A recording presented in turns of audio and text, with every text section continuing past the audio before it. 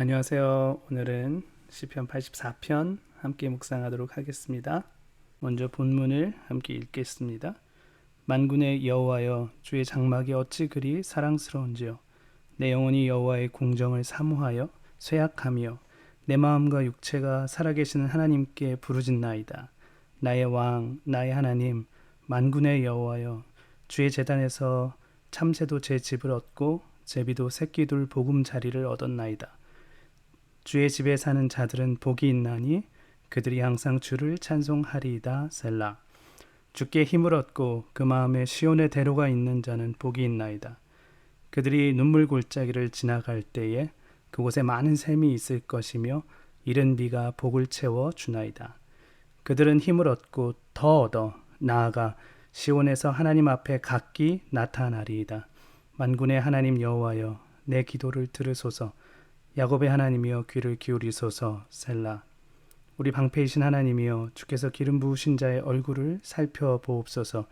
주의 공정에서의 한 날이 다른 곳에서의 첫날보다 나은즉 악인의 장막에 사는 것보다 내 하나님의 성전 문지기로 있는 것이 좋사오니 여호와 하나님은 해요 방패이시라.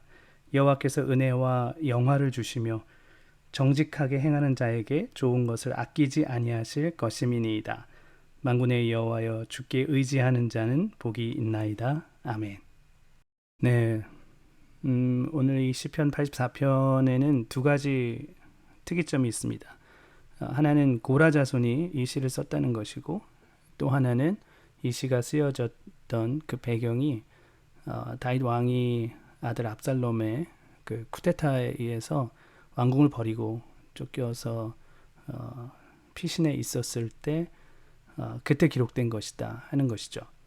그렇게 어려운 시기에 모든 걸 다 버리고 좌절할 수밖에 없고 이제 우리 어떤 인생 끝났다라고 생각할 수밖에 없는 상황에서 이 시를 썼는데 이 시에는 세 가지 복을 이야기합니다. 네, 첫 번째 복이 뭐냐면 84편 4절에 주의 집에 사는 자들은 복이 있다라고 이야기합니다. 이 시인이 고라 자손인데 주의 집에 있다가 쫓겨나온 다윗 왕을 향해서 주의 집에 있는 사람이 복을 받는다 이 얘기를 하고 있죠. 두 번째 복은 5절인데요.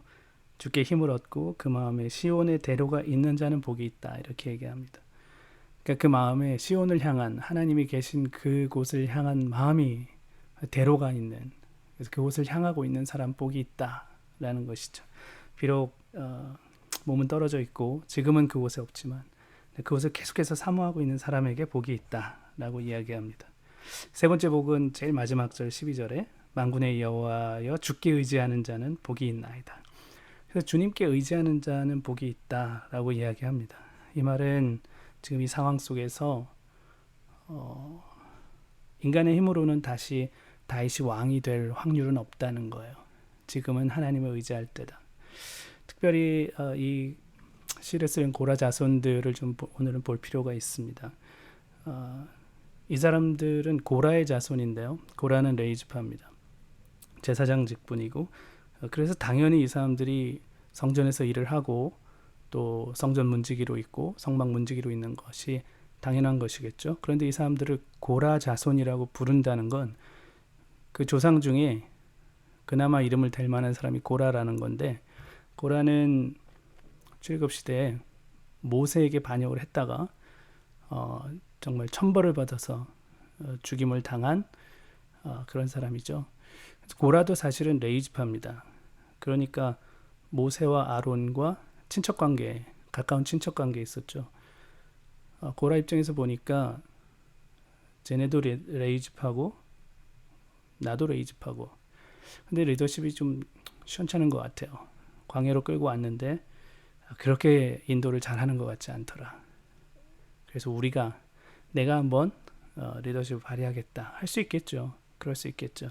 왜냐하면 굉장히 힘든 상황이었으니까 원망할 수 있고 불평할 수 있겠죠. 그런데 벌을 받았어요. 그래서 이스라엘 사람들에게 있어서 고라 자손은 피해야 되는 첫 번째 리스트 넘버 원입니다. 그래서 실제로 보면 성경에도 고라자손을 피하거나 고라자손과 연결되는 차라리 우리가 독신으로 살겠다 이런 얘기도 하고 또 슬로보아 여인 딸들이 그 아버지가 죽임을 당했는데 그 아버지의 죽임에 대해서 이렇게 얘기합니다. 이것은 고라자손과 연결돼서 우리 아버지가 죽은 게 아니다. 우리 아버지 개인의 죄로 인해서 죽게 된 것이다. 이렇게 얘기합니다. 그러니까 고라자손들은 이게 하나님의 집에서 버림받은 자들, 이게 얼마나 그 삶이 비참한가를 너무 잘 알고 있는 거예요. 그래서 그들의 명칭 앞에 고라라는 말이 빠지지 않습니다. 이거 좀 버리고 싶은데도 빠지지 않아요. 이 고라 자손들이 얼마나 하나님을 잘 섬기고 예배자로 살았는지 모릅니다. 다윗 시대에 3명의 중요한 예배 인도자, 예배 사역자가 있습니다. 아삽, 여두둔, 헤만이죠. 이 헤만이 고라 자손이에요. 그리고 다윗 왕의 24명의 중요한 그 리더들 중에 14명이 고라 자손입니다.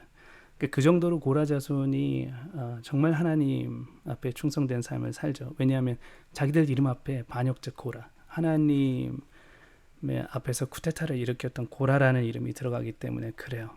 그래서 이 사람들은 더 하나님의 집을 잃어버린다는 게 얼마나 큰 아픔인지 알고 하나님의 집에 거하고 하나님을 더 가까이 향해 가고 하나님을 의지하는 삶이 얼마나 복이 있는 걸 아는 거예요. 그래서 이들이 절망 가운데 있고 하나님께 버림받은 것 같은 하나님의 집에서 쫓겨난 다윗을 향해서 이렇게 얘기하는 것이죠. 하나님의 집에 사는 사람, 하나님의 집이 있는 사람 복이 있고 그 집을 향한 하나님을 향한 마음이 있는 사람들이 복이 있다. 그러니까 지금 하나님을 원망할 때가 아니라 우리 조상 고라처럼 하나님을 원망할 때가 아니라 하나님을 향해서 마음을 두고 하나님을 의지할 때다라고 이야기하는 것입니다. 우리가 너무 잘한다는 거예요. 그 실패했을 때 삶이 어떤 것인가를.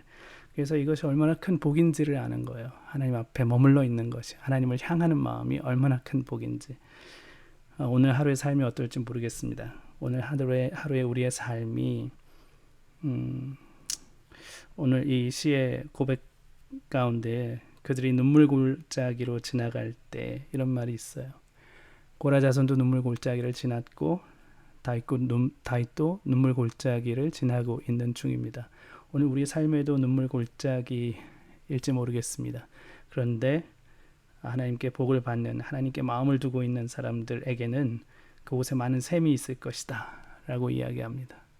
눈물 골짜기에서 눈물을 흘리는 게 아니라 그 골짜기에서 샘물을 맛보는 축복을 얻게 되는 것이죠.